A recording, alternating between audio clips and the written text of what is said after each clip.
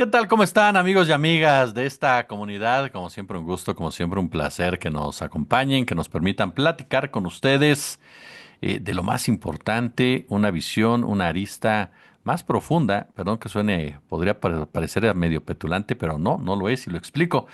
Las dos personas que están con nosotros regularmente en narrativas, los titulares de narrativas, tienen esa característica, la profundidad de temas coyunturales, de temas los cuales nos ayudan a entender mucho más, pero mucho más el día a día. Mi querido Federico Bonazo, te saludo con muchísimo gusto. ¿Cómo estás? Jesús Escobar, qué placer saludarle, estimado amigo, igual que al caballero Ricardo Valderas, más conocido como Ricky Leaks, y a la maravillosa audiencia narrativa. Mi querido Ricky Valderas, ¿cómo andas? Querido Jesús, querido Federico, aquí con las alergias de esta temporada, pero bien y de buenas, contento de compartir este espacio con nuestra querida audiencia. Un abrazo a todos y a todas. Perfectamente bienvenidos los dos. Pues a ver, la política, según marcan los estudiosos, se permite el pragmatismo. El pragmatismo que te permite llegar a acuerdos, que te permite tomar decisiones, que en muchas ocasiones pueden ser cuestionables, pero que tienen un fin que lo justifica. Sin embargo, también está la ética política dentro del estudio, de la discusión, de los mismos textos que le dieron toda esta vertebración a la temática. Y es esa ética política la que permite ponerle freno al pragmatismo político. Con el pragmatismo político empieza a cruzar ya ciertos límites que ponen en riesgo la esencia precisamente de lo que tú representas como opción política. ¿En qué momento nos encontramos, querido Fede, en una semana en donde está el tema, por supuesto, de Cuauhtémoc Blanco, la postura de Ricardo Monreal, que llama heroínas momentáneas a las compañeras, sus compañeras, que decidieron votar a favor del desafuero de Blanco, y de otras cuestiones que lo vamos a ver en estos días, el desafuero de Alejandro Moreno, un hombre impresentable en muchos sentidos, que no tendría que estar siendo legislador? ¿En qué momento nos encontramos en general en nuestro país cuando hablamos precisamente de la ética, del pragmatismo? Ahora sí que los límites en un momento dado, en una discusión que se está librando, me parece, dentro y fuera de Morena. Vaya tema, me interesa muchísimo. La audiencia que me conozca sabe que es un tema que me interesa particularmente. Yo siempre estoy en el bando de los idealistas. Reniego de ciertos motes que a veces nos ponen a los que pensamos que una cuota de duda, siempre de cuestionamiento sobre la realidad que se va a analizar y a la realidad que se quiere transformar, que una cuota de sensatez crítica, que una cuota de autocrítica, siempre es fundamental, sobre todo para sostener un proyecto de izquierda, un proyecto popular de justicia social, porque la política es puerca por definición. Entonces, la política y sus objetivos de corto plazo, a los que podemos llamar medios para el fin, podemos poner en la columna de los fines la justicia social, la justicia en todas sus dimensiones, la justicia jurídica, en fin, allí podemos poner, ¿no?, una sociedad más justa, más igualitaria, donde no haya ciudadanos de primera, de segunda. Si queremos irnos al campo de las reivindicaciones socialistas, una sociedad donde no haya explotados y explotadores, donde no haya dueños de la riqueza y semiesclavos que la producen y les es incautada. Es decir, si en la columna de los fines ponemos una sociedad más justa, en la columna de los medios debemos poner, bueno, cómo llegamos a ella, porque tampoco podemos llegar nada más soñando, ¿no? Como llegan algunos que son demasiado puras, demasiados idealistas, demasiados concentrados únicamente en la visión utópica, a la que creo que no hay que renunciar nunca como brújula, pero si no tenemos cierta capacidad para entender el entorno de la correlación de fuerzas políticas, los actores de la misma política, las presiones de los poderes fácticos, pues nos quedamos en la charla o un espacio de transformación sobre el mundo real muy escaso y no transformamos. Entonces, yo siempre abono por encontrar un equilibrio. Hay veces en que casos como el de Cuauhtémoc desatan por su sus características, porque aquí no solo es un problema de pragmatismo político, sino que hay algo más. Indudablemente aquí hay un pacto de impunidad patriarcal.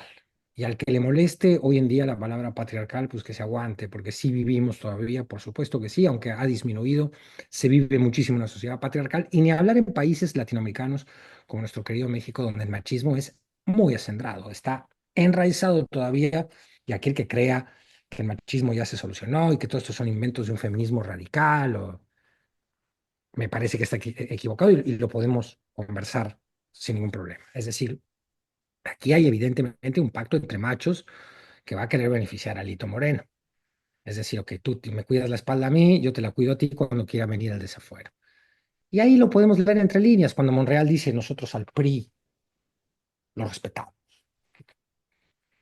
¿Qué quiere decir esa retórica vacía priista, cantinflera con respecto del gran Cantinflas? Eh, que ya tiene cansada una sociedad, bueno, y a una parte de la sociedad y a otra no. Entonces, el caso Cuauhtémoc desata mm, particulares eh, eh, reacciones. Hay mucha gente ya dentro de Morena que ha alzado la voz, está como muy dividida la opinión pública, morenista o cuatro tercera. El chaval, esto ya, imagínense lo que siempre, ¿no? Vuela un problema político. Aquí lo que estamos hablando es de ese gran punto hegemónico de la política, donde hoy se dirime la política, que es Morena, también se partió argumentalmente, con el tema obviedad del caso, hace que mucha gente se plantee, oiga, pero esto no podemos seguir apoyando, no podemos apoyar a un tipo como... Mucha de la gente que dice eso son alarmados de un ejemplo, y decían, no, pero Yunes es muy necesario porque nos va a dar los votos para la reforma al Poder Judicial. Pues en ese caso, pues, el mismo argumento se puede usar para Cuauhtémoc. ¿Por qué lo de Cuauhtémoc te indigna más que lo de Yunes? Porque Cuauhtémoc hay que recordar que está indiciado o está señalado de irregularidades gravísimas. La Auditoría Superior de la Federación pone un piso de por lo menos 2.600 millones de pesos de irregularidades durante la gestión de Cuauhtémoc Blanco en Morelos. La actual gobernadora ha señalado desvío de fondos por 40 millones de pesos. Ya no está el fiscal que la presidenta dijo, no, pero esto viene de una fiscalía corrupta, entonces no hay que creerme. Ya ese fiscal ha sido expulsado. Ahora hay un nuevo fiscal y bueno, vamos a descreer absolutamente nuestras instituciones. Es decir, no, como la fiscalía es corrupta, nuestras fiscalías son corruptas, ya no se proceda contra Cuauhtémoc Blanco. Tampoco se puede. Entonces, bueno, eh, tampoco se exaltó mucho esta gente que hoy está muy molesta y enojada con el caso de Cuauhtémoc, con el caso de Murat o de Rubiel Ávila, Alejandra del Moral, o sea, una personería brutal que se ha cruzado como quien cruza una calle del prianismo a Morena. Morena está hoy habitado por la oposición. Cuando la gente dice, no, la oposición está derrotada moralmente, como uno dice, sí, está derrotada moralmente y está dentro de Morena. ¿Qué porcentaje de Morena y de cuadros importantes? Estamos hablando de legisladores, gobernadores. No son, ni hablar, alcaldes y funcionarios de menor orden. Son prianistas, lo eran ayer. Yo no te digo que se convirtieron en el 2018, con 16, con López Obrador, muchos sí. Otros se convirtieron ayer, la semana pasada, en marzo del 2025. Entonces, a ver, hago un resumen de lo que aquí he dicho. Está la dimensión del análisis de los fines, los medios, los límites éticos de la política. Ahí yo concluiría con una noción que me parece relevante y se las comparto a ver si ustedes lo consideran de la misma manera, querida audiencia, que es que también la ética es un activo político. Es decir, tú no puedes desgastar la brújula ética a tal punto que llega un momento en que no te distingues de tu rival. No solo identitaria y propagandísticamente, sino también en la agenda política, en la acción pública. Siempre pongo el ejemplo de la prisión preventiva oficiosa como una agenda de la derecha que se cuela a través de un gobierno de izquierda. Y así muchas otras, porque si los encargados de gobernar no tienen la más elemental regla ética, no vienen de una biografía que compruebe un compromiso elemental con las causas de la justicia, pues se va a ir distorsionando la conducción, la operación y los resultados de esto que llamamos 4T. De ahí que uno enciende la alarma, no por purista, ni progre buena ondita, ni todas esas tonterías que se instalan como estigma para barrer debajo de la alfombra las críticas, el espejo y todas las nociones que puedan llevar a desafiar y a hablar al poder, hablar del poder, desafiar al poder y hablar del poder. El poder tiene una lógica particular y esa es la lógica de la política. Entonces, bueno, lo dejo acá en esta primera intervención. El caso de Cuauhtémoc ha sido paradigmático, pero tampoco parece, no sé qué piensan ustedes, que va a causar demasiado lío, que esto se va a perpetuar en el tiempo, ¿no? Viene un escándalo, vivimos una época que consume el escándalo con un nivel de voracidad que a la semana o a los 3 días ya el escándalo anterior ya pasó y viene un nuevo, mucho chisme, mucha cosa que se queda en las formas, en la superficie y no estamos atacando los contenidos. Creo que ese es el caso de Cuauhtémoc Blanco, pero que nos ayuda a reflexionar y a despertar a veces de ese letargo que tenemos, y sobre todo un letargo que hay en México donde muchos pensamos, ah, bueno, pues ya con la 4T y la oposición está derrotada y todo está bien y vamos por buen rumbo. No, son demasiadas las amenazas como para adormecer. En este punto, querido Ricardo, me parece que fue Aristóteles el que dijo que la ética y la política están estrechamente relacionadas y que buscan el bien de la comunidad y que buscan el bien del individuo, ¿no? Que la virtud es el medio para alcanzar precisamente la felicidad. Cuando hablamos precisamente de incluso una especie de ley moral, una ley de virtudes, para aplicarlas en la política o en el ejercicio de la política. Me llamó la atención que Fede dice, la política está podrida, la política es mugre en muchos sentidos. A estos niveles precisamente hemos llegado, o sea que las definiciones de la política se han trastocado ya de esta forma en la cual su ejercicio como tal se vuelve más que una salida a los problemas, una especie de patente de corso de impunidad. La práctica política, en todo caso, siempre lo ha sido. Ha habido esfuerzos por algunos personajes en solidificar justo la construcción del personaje político. Tal cual, en el sentido aristotélico, todo acto es un acto político. Y visto desde esa perspectiva, Aristóteles dividía entre las democracias legítimas y las ilegítimas, que posteriormente, de hecho, muchos integrantes de la Cuarta Transformación hablaban de los procesos al respecto y la modernización de estas etapas aristotélicas de la democracia, en donde aparecen las ilegítimas como la cacocracia que vivimos con Enrique Peña Nieto. Habrá discrepancias terminológicas, siempre las hay. Pero más allá de eso, considero que esta práctica de partidos políticos tiene su propia categoría. Ellos mismos han construido a través del sistema capital, es que forman parte del sistema capital. Esa es mi discusión con la figura del Estado pseudodemocrático al que nos ven sometidos, porque la práctica realmente democrática no existe. Existe la participación partidaria. De hecho, la gran base de votantes son en realidad militantes de los partidos. Y entonces usan el presupuesto público para llevar sus riendas y sus ejercicios públicos que no son políticos a la realidad. Y esto es lo que estamos viendo, un amaciato entre el poder patriarcal con el caso particularmente de Cuauhtémoc. En el mejor de los casos, amigo, desde donde yo lo veo, estamos frente a una gran clase de historia y que explica el por qué nacieron los movimientos separatistas de alguna manera, porque en algún momento de la historia el movimiento LGBT se emancipa de la izquierda, porque el movimiento feminista se emancipa de la izquierda, porque históricamente hemos batallado con que la práctica política, no la política como tal, ejerza la política pública que beneficie a todos y todas por igual. Es verdaderamente problemático, lo denunció incluso Pedro Lemebel en su manifiesto. No voy a cambiar por el marxismo, siendo abiertamente de izquierda, porque él se asumía como una persona mucho más subversiva, naciendo desde las periferias, desde la base trabajadora, la lucha sindicalista. Recordemos que él era hijo de panaderos, o bueno, vivía en una colonia de panaderos, no me consta que sea hijo de panaderos, entiendo que así fue. Pero esta es la razón primigia por la cual nacen las llamadas luchas identitarias, ¿no? Que ahora están tan en boga y que cierta base de la izquierda todavía es incapaz de comprender.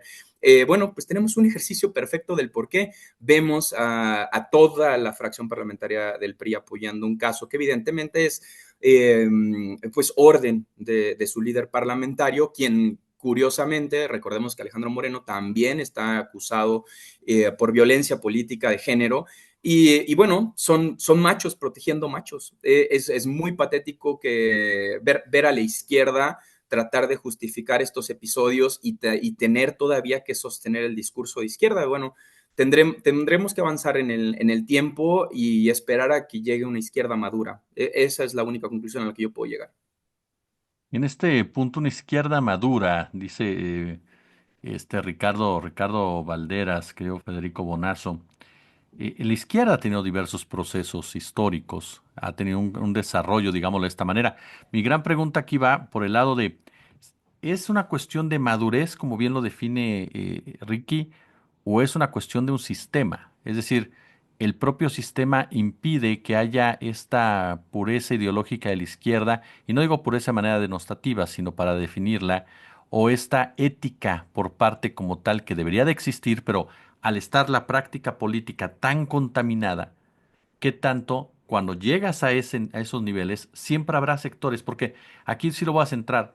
La 4T es un movimiento demasiado grande, creció demasiado y creció demasiado rápido, ¿no? Las victorias de la 4T no hay comparación en otro plan, en otro país, esa es la realidad. O sea, en tan poco tiempo hayas ganado tanto y que hayas alcanzado por hoy el control político absoluto, porque la oposición es un chiste, seamos claros. Entonces, ¿qué tanto ahí te confrontas incluso, creo, Fede, con visiones distintas dentro de un mismo movimiento que te llevan tarde que temprano a una confrontación ideológica que pues deriva en decisiones? Interesantísima pregunta que excede Sí el soy yo, tiempo hermano, tú lo sabes. del programa y excede las capacidades del que acaba de tomar el micrófono.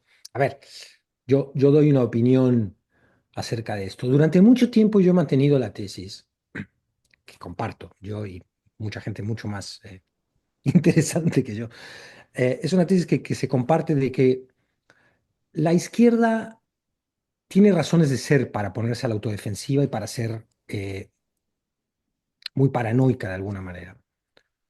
Porque la derecha históricamente, si entendemos por derecha, un plan económico que defiende el privilegio para unos pocos por encima del daño público que ese sistema genera. Es decir, la agenda del egoísmo, la agenda conservadora, la agenda en nuestros días homofóbica, racista, antimigrante, aporofóbica, del miedo al diferente y al otro, el neofascismo, porque además cada día esta derecha que vemos en el mundo y en México, hay muchas personas, por suerte, tienen bajo perfil en el sentido que no tienen mucha respuesta, como Verástegui o Lili Telles, pero existe en México también esa ultraderecha de corte neofascista, racista, claramente, y además donde los machos todo el tiempo siguen eh, proponiendo agresiones de orden físico, ¿no? Si tú ves como el vocabulario, ¿no? No lo voy a repetir acá porque es muy soez, pero esto es de penetrar o ser penetrados, si se sigue rebajando al agravio más elemental y más infantil o más de macho eh, varias de las disputas políticas. Entonces, esa derecha, perdón, me desvié para intentar definirla, esa derecha ha sido desleal con el juego democrático, siempre. Cuando la democracia le estorba al poder económico concentrado, a estas élites del privilegio, que son las que construyen la derecha mediática, la derecha política, la derecha partidaria, todas las derechas que confluyen en la misma agenda, eh, viene una cosa que se llama democracia, viene una cosa que se llama derechos humanos, viene una cosa que es el Estado rigiendo cierto control sobre la economía, es decir, diciéndole a los monopolios, oigan, no se pueden comer todo el mercado, ¿sí? Vamos a ser capitalistas, que haya una verdadera competencia, pero no pueden destrozar a las pequeñas y medianas empresas la alianza macabra de los oligopolios. El Estado diciéndole al poder financiero, oigan, no pueden especular y hacer burbujas como la del 2008, como las que han cíclicamente azotado diferentes partes del mundo. Eso ahí tiene que estar regulado un poco por el mercado. Bueno, cuando vienen los derechos humanos, cuando vienen las reivindicaciones sociales, cuando viene la democracia más a profundizarse, esa derecha brinca. Las derechas brincan.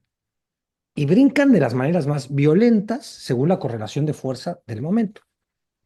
En el Chile del 73, la correlación de fuerza estuvo bien leída por Pinochet y eso permitió descabezar metafórica y literalmente a un gobierno de corte socialista democrático como era el de Allende, y adiós, se acabó, para instalar un capitalismo recargado y furioso y muy egoísta, que es el neoliberalismo. Entonces las izquierdas han aprendido esta lección. Y en México, ¿cómo surge la 4T? Surge defendiéndose del fraude, del desafuero a López Obrador, de las campañas de estigmatización a López Obrador, su movimiento y sus seguidores, todos los insultos que ha cultivado esa derecha pérfida y clasista, que no ha tenido pudor en mostrar su clasismo y su racismo en México, esa derecha infame, infame que ha logrado, a través de fraudes electorales, manipulación emocional, control de los medios y control de la economía, un poder inmenso y que dificultó muchísimo la llegada de un proyecto de izquierda al poder político, al gobierno.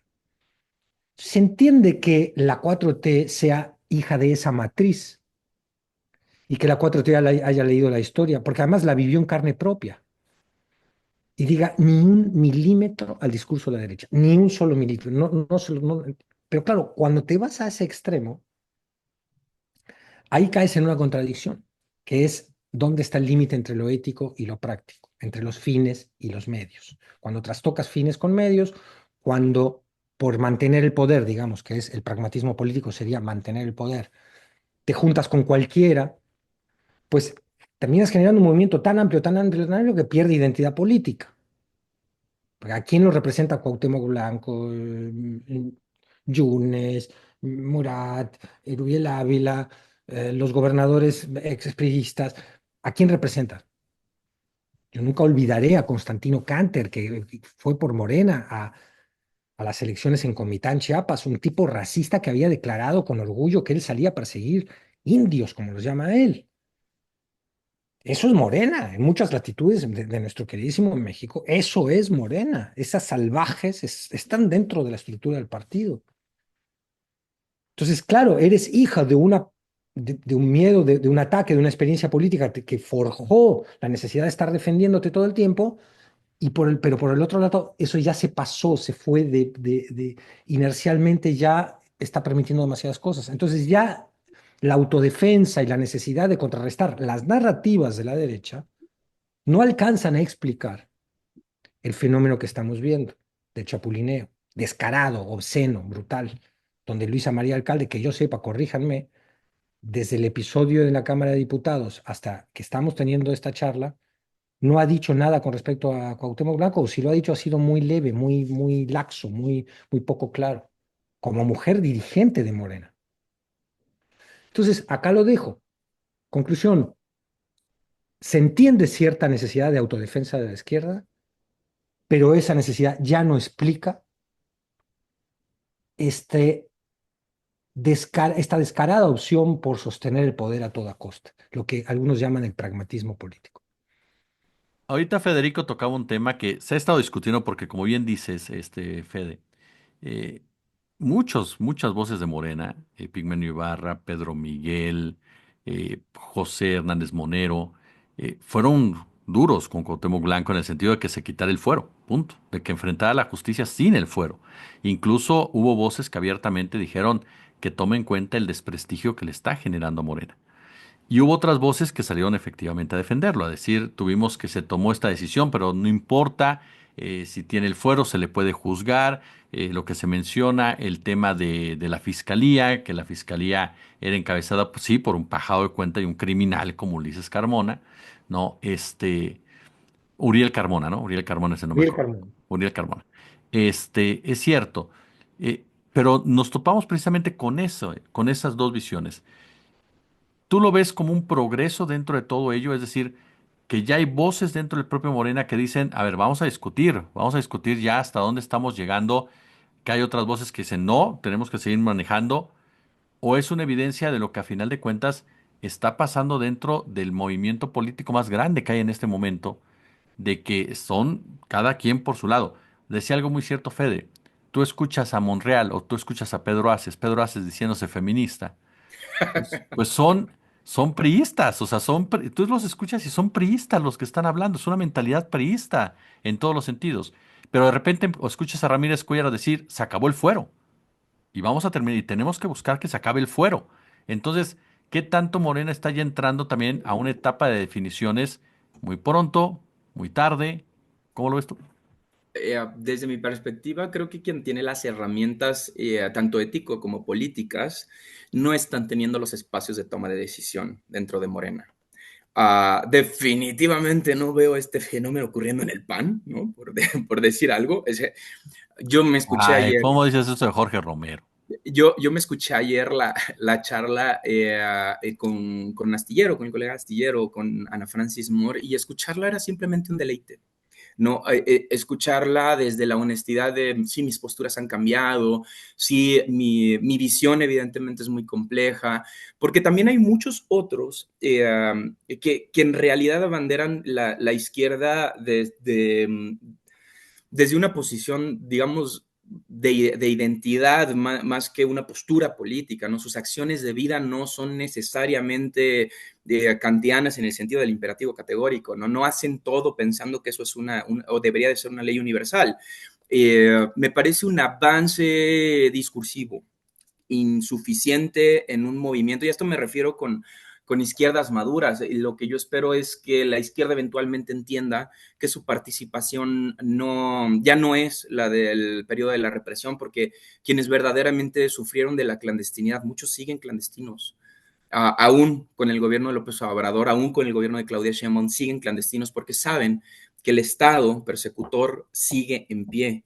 Y entonces es necesario que existan también las figuras que tienen la formación política suficiente, el Monero, Ana Francis Moore, que si bien entienden los procesos de toma de decisiones desde el poder, no dejan o no abandonan estas esencias, estos procesos de toma de decisiones, que además de un modo de vida, ellos ven como el sentido de identidad de una segunda parte, o yo así los aprecio, a lo mejor estoy equivocado, pero esa impresión me dan, se conducen de una manera muy distinta. En cambio, quienes verdaderamente ejercen el poder son los mismos.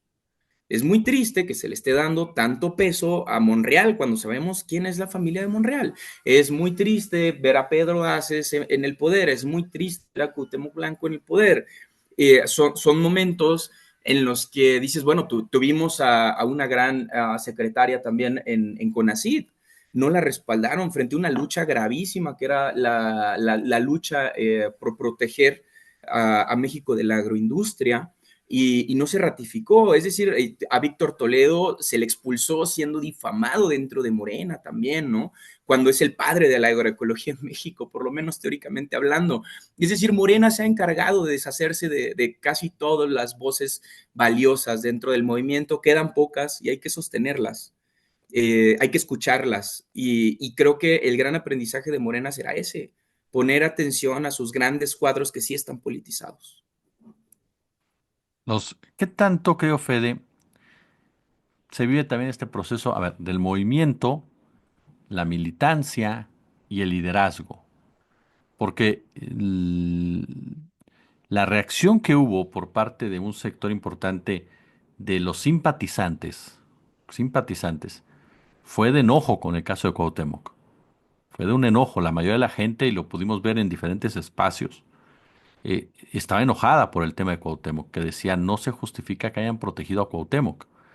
No, la militancia se divide. La militancia y quienes ya expresamos los puntos de vista, y los liderazgos, ya los escuchamos. ¿Qué tanto se está en ese proceso también de entender, de respetar, de escuchar? ¿Cómo evaluamos esta relación a raíz de estas decisiones que se han tomado, que son interesantes, polémicas, debatibles? El caso Yunes, el caso Murat, el caso Blanco, el caso Alejandro Moreno, que aún no se toma y se toque, se está especulando, aunque la praxis política, y como bien dices, conociendo a Monreal, bueno, no, este, ¿Qué tanto estamos en ese proceso también en torno o cómo ves tú la relación de militancia, simpatizantes, liderazgo? Qué bueno que haces esa distinción, porque no es lo mismo. Y también lo vimos ¿se acuerdan con el debate de quién debía ser el candidato de Morena en la Ciudad de México en las elecciones pasadas? Sí, claro. El tema de Clara Brugada, perdón.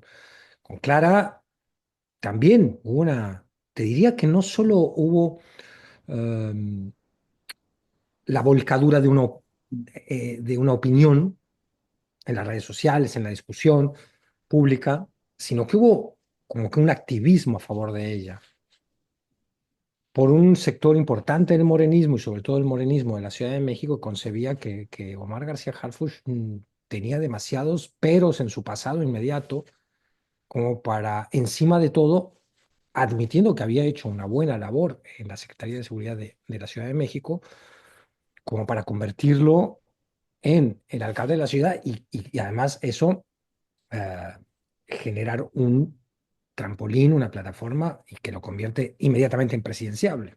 Es decir, hay una izquierda con memoria histórica, una izquierda vinculada a reclamos sociales muy importantes, una izquierda que no se olvida de lo que ha sido la guerra sucia en este país, ni del 68, ni del ADN represor de las fuerzas de seguridad del ejército mexicano y que dice, no, hay ciertas cosas y de la policía y sabe muy bien quién era el abuelo y el padre de García Harfuch y dicen, no, a ver, todo tiene un límite, incluso lo simbólico impone límites.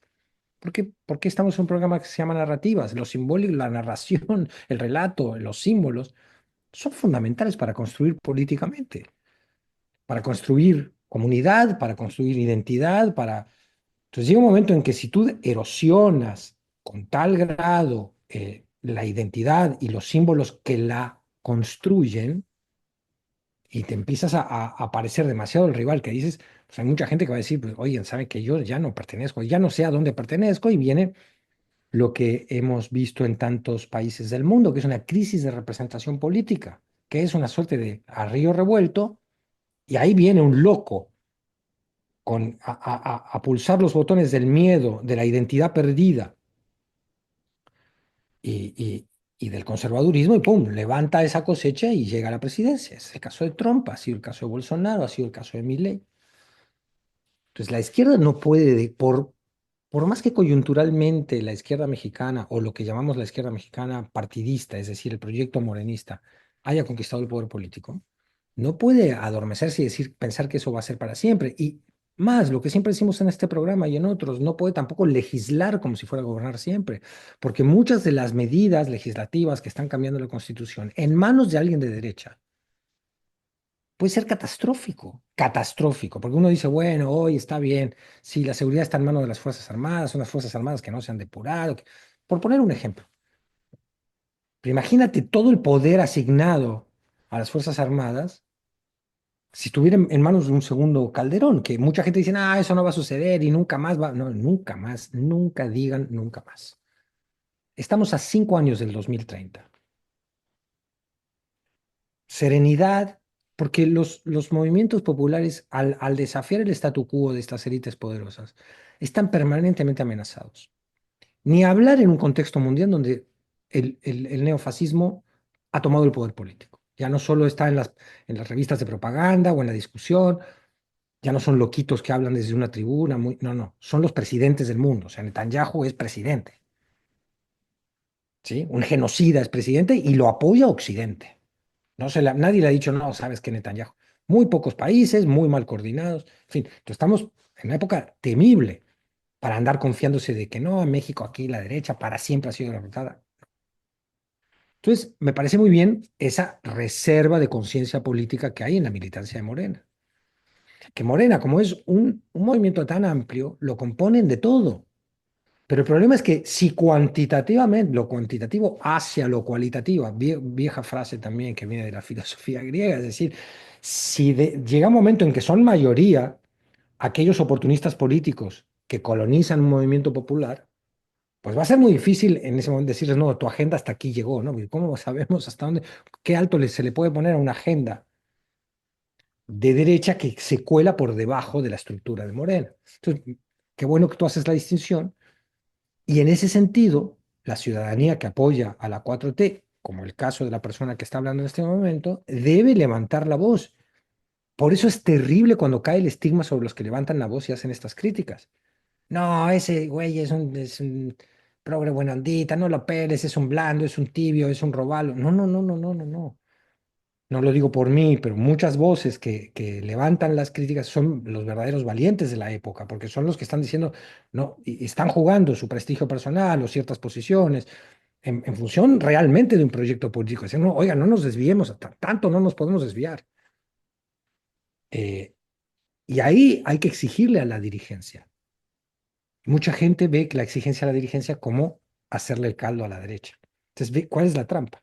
Entonces, mucha gente hoy está pensando con pensamiento de derecha. Las madres buscadoras son madres de sicarios y bien merecido se lo tenían. ¿Y cómo la comparan con Rosario Ibarra? Nadie compara a Ceci Flores con Rosario Ibarra. Pero el que niegue el drama de las madres buscadoras en este país ha perdido un pedazo de corazón y ha perdido la sensibilidad social esencial que debe tener cualquier militante de izquierda. La derecha está fundamentada en la falta de sensibilidad social. Nosotros, los de la izquierda, no nos lo podemos permitir. Entonces, vean cómo estamos pensando. Al anular la crítica, al decir que no se puede exigir a nuestra dirigencia ciertos cambios o atenciones o elevar ciertas alarmas, que no se le puede pedir a la presidenta ciertas cosas porque ella está en una pelea gigantesca contra... Ahí, cuando eso lo quitamos para no hacerle el juego a la derecha, lo que estamos haciendo es hacerle el juego a la derecha. Entonces, qué bueno que hiciste esta pregunta, Jesús. Es fundamental que la militancia no pierda su sentido crítico y que la dirigencia no pierda su sensibilidad y su comunicación con la militancia crítica. En este punto, querido Ricardo, la figura de Claudia Sheinbaum. Para muchas voces, Claudia Sheinbaum es la que va a determinar realmente el derrotero a final de cuentas. Porque todos sabemos quién es Adán Augusto, todos sabemos quién es Ricardo Monreal. eh, y del otro lado están también, por supuesto, jóvenes como el caso de Luis Alcalde, de Andrés Manuel López Beltrán. Pero el único liderazgo en el cual mucha gente ha puesto sus esperanzas, en el cual mucha gente sigue confiando, ya están los niveles de aprobación, de que va a tomar las decisiones relacionadas al segundo piso, a la cuarta transformación, es Claudia Sheinbaum. ¿Qué tanto esto se ve en el horizonte? ¿Qué tanto o cómo ves tú la postura de la presidenta de la República ante la forma de operar en la Cámara de Diputados y en la Cámara de Senadores? ¿Ves algún tipo realmente de diferencia? La doctora los está dejando, se está fortaleciendo ella en los primeros años de su gobierno. ¿Cómo entendemos hacia el punto, la figura de Claudia Sheinbaum en estas discusiones que se están dando en Morena?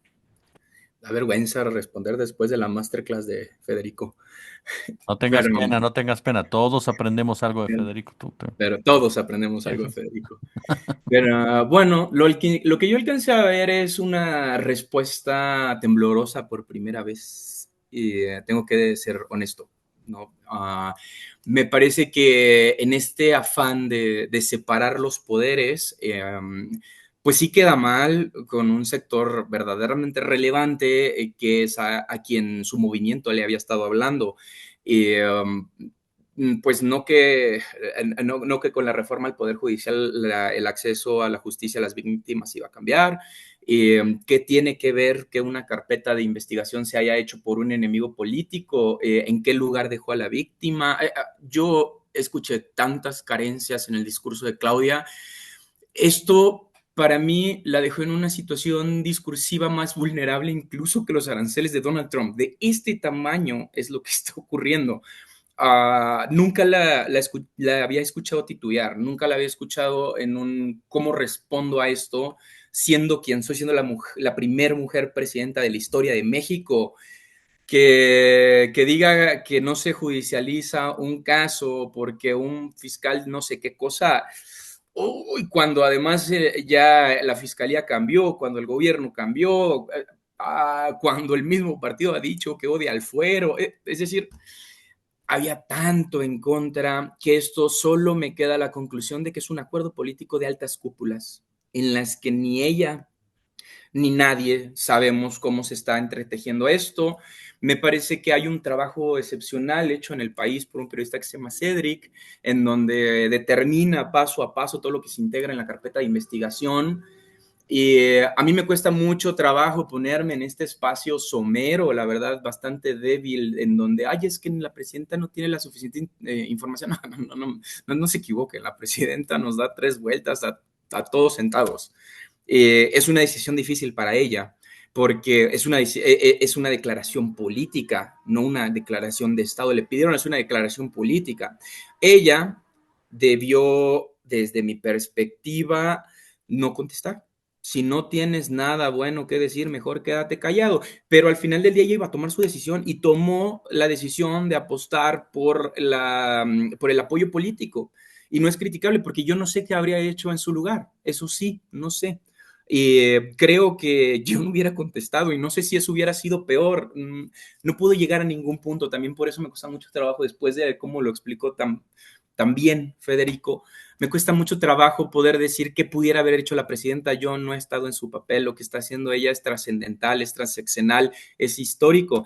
En este caso me queda de ver demasiado, la veo trastabillar, veo muchas deficiencias, tanto discursivas como políticas, y no creo que pueda ser muy diferente. Pusieron también el caso de Harfush, pues nada más ahí agregar una limón a la herida, pues también a su hermano que asesinaron en Guadalajara, ¿no? ¿A qué se dedicaba? Pregúntenle.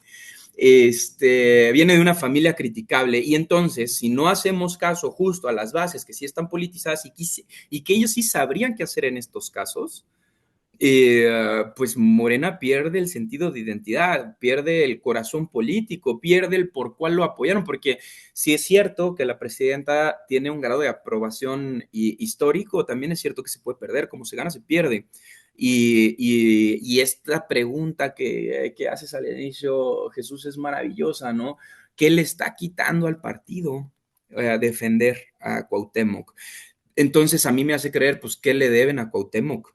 ¿No? Que hace trastabillar a la presidenta aún más que el tema de los aranceles. Entonces, ¿cuál es el nivel de compromiso? ¿Qué había aquí? Hay espacio para la especulación de una manera que no se había permitido a este gobierno. Y esto hay que dialogarlo. Pues ahí lo tiene usted, amigos y amigas de esta comunidad. Como siempre, yo contento, feliz de platicar con estos dos chamacos, jóvenes, ilustres, eh, parte de la generación espontánea, diría por ahí. La Y yo, generación espontánea, exacto. Yo solo aparecí, ¡pum! mi querido Fede Bonazo, como siempre, gracias, querido. No, yo soy el agradecido, Jesús. Un abrazo fuerte, Ricky. Gracias y gracias a la audiencia por ver narrativas. Ricardo Valderas, como siempre, muchas gracias. Querido, no, pues nada que agradecer, al contrario, estoy muy agradecido de compartir este espacio con ustedes. Un abrazo a nuestra audiencia. Ahí lo tiene usted y como siempre les he dicho, amigos y amigas de este y otros espacios, su opinión siempre cuenta, aquí caben todos y nos interesa muchísimo conocer qué piensan, aunque no piensen igual que nosotros, eso no importa, aquí lo que importa es que cada quien exprese su opinión. Como siempre un gusto, como siempre un verdadero, pero verdadero placer. Gracias.